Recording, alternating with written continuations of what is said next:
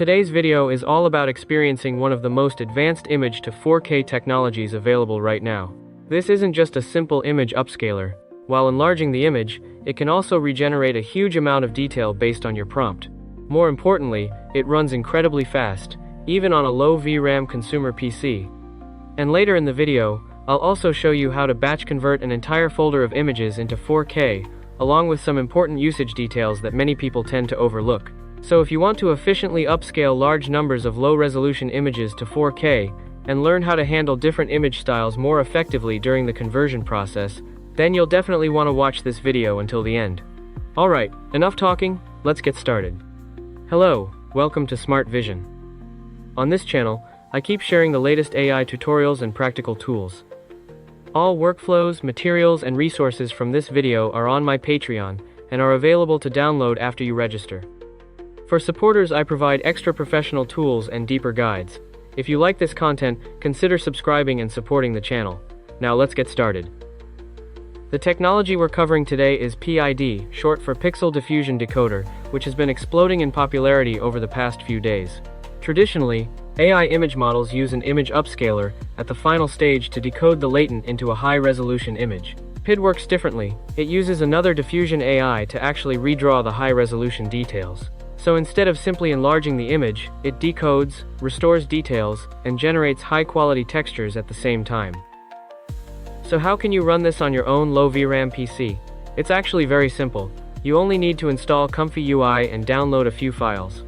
First, open Google and search for Comfy UI, download the version that matches your PC, then follow the installation steps. If you already have it installed, make sure to update it to the latest version. Next, we need to download the PiD models. You can find all the download links on Hugging Face. There are multiple models available, but realistically, downloading just one is enough to get started. Later in the video, I'll show you practical comparisons and explain which model you should choose depending on your actual needs. You also don't necessarily have to download them manually from the website. After downloading it, you need to place it in a specific location inside the Comfy UI Custom Nodes folder. It's hidden pretty deep inside the directory structure. Honestly, I have no idea why they decided to put it there. But you don't necessarily have to download it manually from the website. You can also let it download automatically by selecting it while running the example workflow. Alright, once everything is ready, we can directly open the example workflows inside Comfy UI. Click Templates, then search for PiD. You'll see two example workflows. One workflow converts newly generated images into 4K during generation, while the other upscales existing images into 4K. One important thing to pay attention to is the correspondence between the model and the VAE. If they don't match correctly, you may get errors or poor results. For example, inside the PiD Prepare node, if the backbone is set to Flux or Z image, then the VAE should use AE Safe Tensors. If you're using Flux 2, then select the Flux 2 VAE. For other models, use the SD3 VAE. There's also a parameter called PYD-CKPT type, which includes two options, 2K and 2K to 4K. The 2K model is designed for smaller 512 by 512 images, while the 2K to 4K version is designed for larger 1024 by 1024 images. So if your goal is direct 4K output, choose 2K to 4K.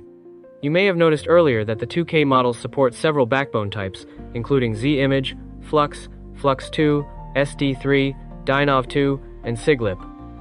However, the 2K to 4K models only support Z image, Flux, Flux 2, and SD3, and the Z image and Flux checkpoints are actually the same. If you select Dynov 2 or Siglip while using 2K to 4K, the workflow will throw an error. Siglip is still part of the 2K category, but it's specifically designed for very small 256 by 256 images and can upscale them by 8x. The sigma parameter basically tells the model how noisy or dirty the image is. Since our generated images are already relatively clean, leaving it at 0 is usually the best choice. There are also three options designed to help prevent issues: cleanup after prepare, aggressive cleanup, and sequential offload. I strongly recommend enabling aggressive cleanup. For prompts, you can simply use things like add details, best quality, and similar enhancement prompts. Let's first open the generation workflow. We'll choose the Flux backbone, type in a simple prompt, hit run, and check the result. And if you actually do hit an OOM error, even though Comfy UI itself may continue running, I highly recommend restarting Comfy UI completely. Otherwise, the next run may still trigger OOM because some data remains cached in the GPU memory. And if your PC still can't handle it, then reduce the input resolution first. For example, scale the image down to under 1024 before upscaling, or reduce the scale value to around 3. Honestly, this thing feels like it completely cured my eyesight. The results are absolutely crazy. You can suddenly see every grain of sand clearly. It genuinely reminds me of the moment I first got prescription glasses. The detail enhancement feels extremely impressive.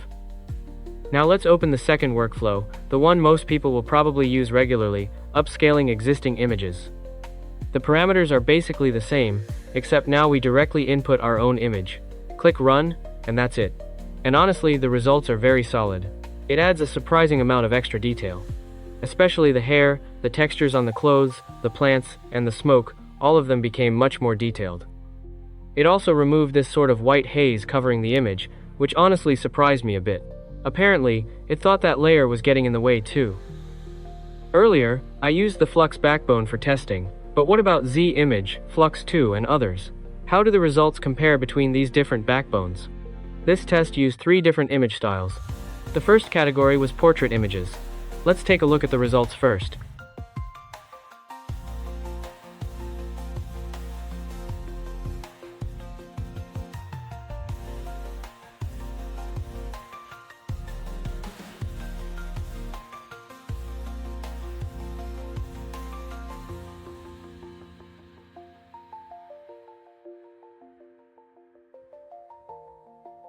You can see that the results from Z-Image and Flux are very similar. Honestly, I can barely tell the difference between them. They both preserve the original color tone of the image, while adding a lot more detail. Hair strands, clothing textures, and overall image clarity all become much more refined, and the results feel very stable. Flux 2, on the other hand, tends to shift the entire image toward a colder color tone. It still adds detail, but the overall mood changes quite a bit. As for SD3, I personally feel like it introduced too much noise into the image, so the results weren't that great. Dynov 2 and Siglip both ran into strange errors and failed to launch properly, so I won't include them in the comparison. The second category was anime-style images.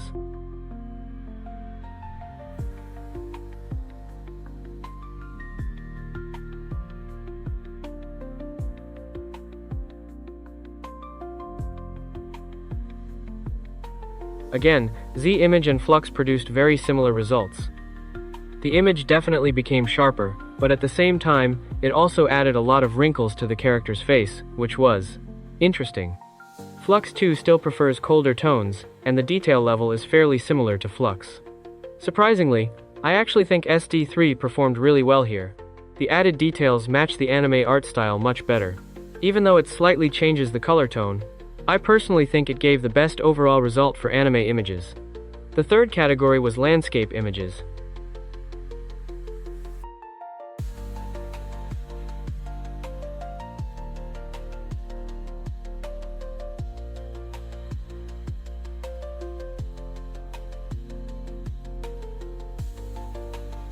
For landscapes, I think Z-Image and Flux gave the best results overall.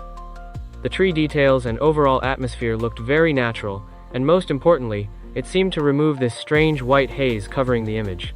Flux 2 still leaned toward that colder cinematic look. As for SD3, the result felt a bit gothic and almost horror-like. It added a lot of tiny dark artifacts everywhere. Up close, it looks like more detail was added, but from a distance, the image feels messy and noisy. So, what do you guys think? Personally, I think in most situations, Flux or Z-Image are the safest choices. Their results are more stable, and they don't randomly change the overall color tone of the image. If you're working with anime images, then SD3 is actually worth trying because it can make the anime line work look much cleaner and sharper. As for the others, I honestly don't think they're worth considering right now. This workflow also allows you to convert every image inside a folder into 4K automatically. You simply enter the folder path and the number of images inside the folder.